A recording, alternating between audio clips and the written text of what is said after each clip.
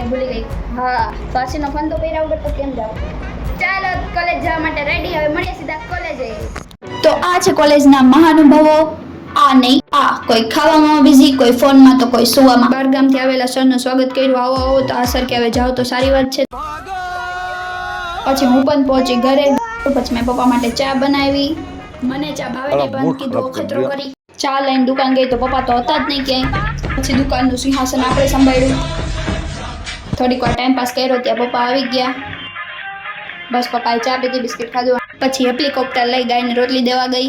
ધૂમમાં ચાલે ધૂમ ધૂમ. આગળ જાજો ભાઈ, બ્રેક નથી, આગળ જાજો. ત્યાં મેં જોયો ગધેડો, સોરી ઘોડો. એમાં બદુડીને નખરા છે, રોટલી નથી ખાતી. કાંઈ નહીં રે ભૂખી, હું તાર મમ્મીને દે દઈશ. ગુડ ગર્લ બોય, જે હોય તે. આજ માટે આટલું જ. મળીએ છે એક નવા બ્લોગમાં. Good bye, Har Har Mahadev.